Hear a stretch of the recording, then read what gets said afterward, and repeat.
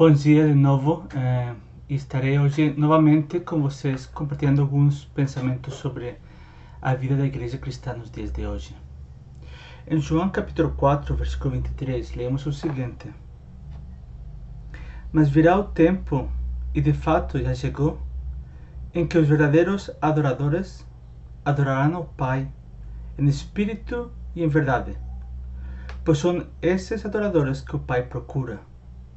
Porque Deus é espírito e é preciso que seus adoradores adorem em espírito e em verdade.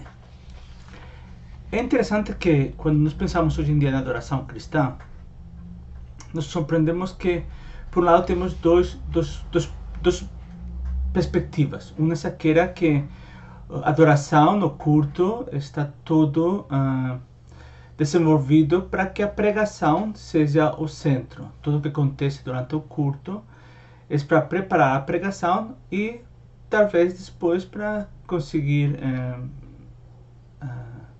responder a essa mensagem que foi entregue. Então, nós vemos esse tipo de culto em igrejas históricas tradicionais, onde os avisos, as orações, as músicas, tudo está preparando para que as pessoas escutem o sermão que ocupará possivelmente a metade do tempo. Por outro lado, muitos pensam em adoração e louvor, referindo-se à música. Como se a única coisa que nós fazemos de adoração e louvor dentro da igreja, durante o culto, fosse simplesmente quando cantamos ao Senhor. Dessa forma, nós esquecemos que também as leituras, que também as orações, também o próprio sermão, as ofertas, os dízimos, a Santa Comunhão, todos são atos de participação na adoração e louvor a Deus. Isso é muito importante porque se nós nos esquecemos que quando nos reunimos como povo de Deus, ¿no? Quando nos congregamos diante da presença de Deus, nós estamos adorando ao Senhor em espírito e em verdade, podemos cair nesses dois aspectos. Por um lado, temos aqueles que acham que simplesmente a música, que é o que dá emoção, é isso que faz que nós sejamos realmente adoradores em espírito e verdade. Muitos pensam que espírito e verdade significa simplesmente muita emoção. Outros, por outro lado, não? Acham que a pregação da palavra de Deus somente é o ato mais importante do próprio culto. Portanto, entendem que aquilo que acontece antes da pregação é sempre uma introdução, por isso algumas pessoas chegam tarde ao culto.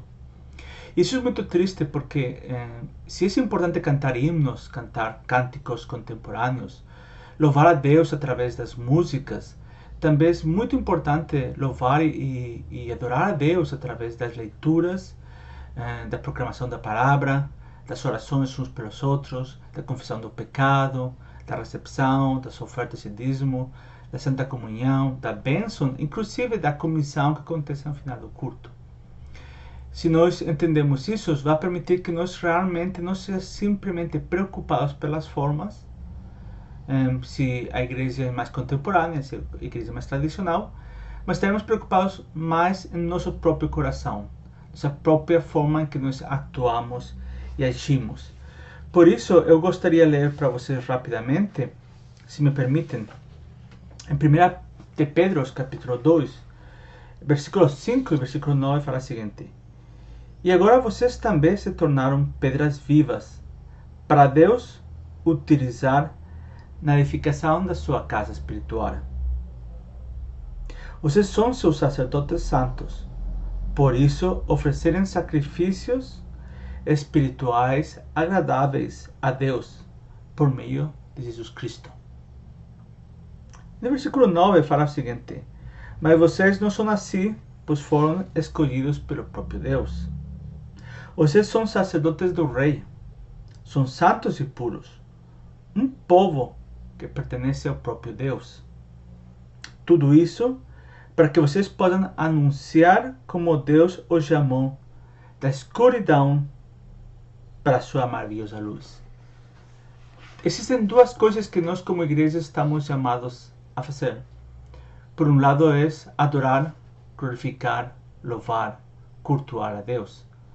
Por outro lado é ser testemunhos do que Deus tem feito na sua vida, na minha vida, na vida da igreja. Este texto de hoje nos lembra que a adoração também tem que ser uma proclamação da verdade.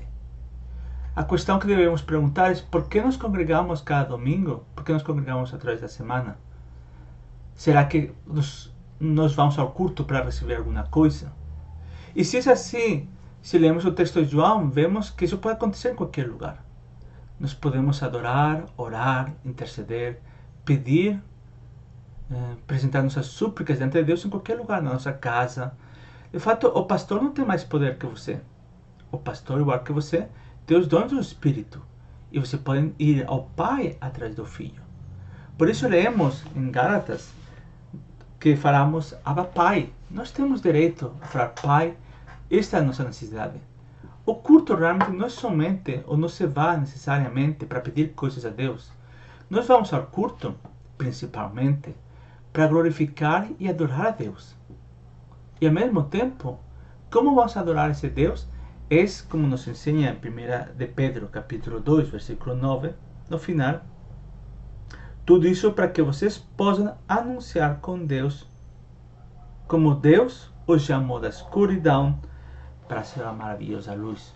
O culto é um momento em que nós realmente adoramos e glorificamos a Deus, porque Ele nos libertou da escuridão, do pecado, da morte, de Satanás.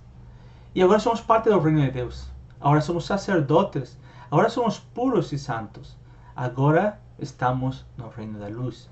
Somos luz e sal da terra. Por isso nos congregamos, para reviver a história redentora de Cristo. O nosso culto precisa que tenhamos não só preocupação com as coisas externas, mas também preocupação pelas coisas internas, pelo nosso coração, e para que realmente nós adoremos em espírito e em verdade. Em outras palavras, que nós adoremos com nosso interior, nosso coração, o nosso ser tudo a Deus. E em verdade, que nossa adoração não seja uma adoração falsa, que enquanto o nosso corpo levanta as mãos, a nossa mente está em outro lugar.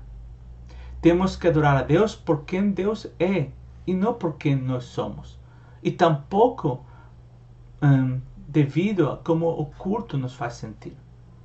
Que nós sentamos melhor ou pior não é a centralidade da adoração. A adoração é Deus.